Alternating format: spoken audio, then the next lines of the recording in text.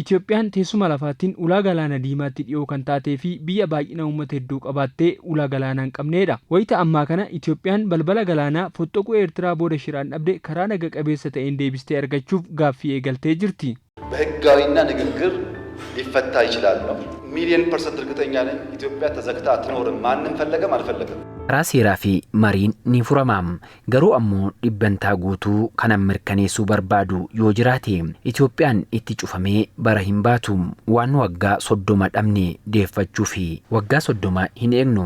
Kanaaf waan nuuf malu ammas karaa nagaan akka barbaannu addunyaan nuuf beekuu qabdi. AMN Plus waliin turtii kan taasisan miseensi mana maree bakka bu'oota uummataa Ustaaz Muhammad Nuur Ahmadii fi dhaabbata geejjiba galaanarraa fi loojistikii Itoophiyaatti ogeessi olaanaa dhiyeessii galteewwan loojistikii obbo Abarraa Oljirraa sochii gaaffii galaanaa mootummaan jalqabe kana dinqisiifachuun uummannis tumsuu qabaa jedhan. Sochii mootummaan amma jalqabee jiru sochii baay'ee bareedaa uummata Itoophiyaa fi gaaffii bara dheeraa fi waan gaariidha jedhamee kan ilaalamudha. Uummannis immoo mootummaa bira dhaabatee mootummaa sappoortii godhee kallattii gubbaatee dhufu fuulduratti deemsisuu akka qabu yaada. Itoophiyaan ulaa galaanaa argatuudhaaf gaaffii eegaltee jirti, dubbatuu eegaltee jirti. Sadarkaa paarlaamaa irratti muummicha ministeeraa keenya yeroo baay'ee dubbatamee wanni kun ajandaa ta'e nutillee yeroo baay'ee miidiyaalee adda addaa afaan Arabaatiinis Aljaziiraa bakka adda addaa dhaluune ibsa kannaa jira.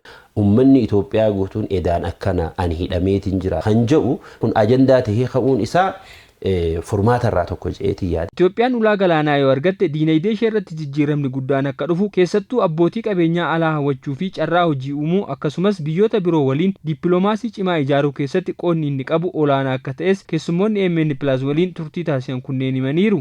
Ulaan galaanaa dinagdee biyya tokko irratti guddina dinagdee biyya tokko irratti gahee guddaa qaba. Lammaffaa ulaan galaanaa investoroota garaagaraa iddoo garaagaraatti affeeree akka isaan export import godhan ulaallee daandiilee saaquu hin danda'a. Ulaan galaanaa lafee dugdaa biyya tokko yookiin baakboonii biyya tokko illee jennee waamuu dandeenya. Loojistik kostii hin qannasa. Carraa hojiillee inuma. Biyyi tokko qarqara galaanaa argatte taanaan biyya teetii irratti karaa nageenyaatiin meeshaalee adda addaatis galfatuu dandeessa, alaas ergatuu dandeessa. Bilisummaa qabda. Inni biraa bilisummaan ati qabdu maali namarratti irkattee namni gizee fedhe si fayyadee gizee fedhu si dhorguu danda'a gizee fedhe tursiisee gizee fedhu godhuu danda'a firiidamii qabda birmadummaa biyyateetii lafateetii qabda konfidensiidha qabda kana malees investoroota adda addaa alarraa galchuu dandeesse kana malee ekonomii irrattis karaa gartee turizimii bishaanii arrata lafarratti bakka adda addaatti paarkiin adda addaa ijaaramaa jira karaa turistii bishaaniitiinis ni argatta. Fedhii uummataa saffisaan dabalaa jiruu fi sochii diinagdee Itoophiyaa saffisaan guddachaa jirutti karra cufuun kan hin danda'amne waan ta'eef qaamoleen Itoophiyaan akka karra galaanaan arganneef socho'an abdii kutachuu akka qabanii fi biyyoonni ollaas Itoophiyaan ulaa galaanaa argachuun isaaniif bu'aa malee dhiibbaa waan hin qabneef faayidaa waloof waltumsuun barbaachisaa akka ta'es dhaaman. Akka fedhiin Itoophiyaa kunillee milkoone kan hojjetan biyya keessas biyya alaas akka dhiibbaatti fudhatanii kan jedhan jiru isaan immoo tokkummaatiin uummanni kun kallattii mootummaan kaa'ee fudhatee fufsiisuutti akka qabu daandii banoo akka qabu.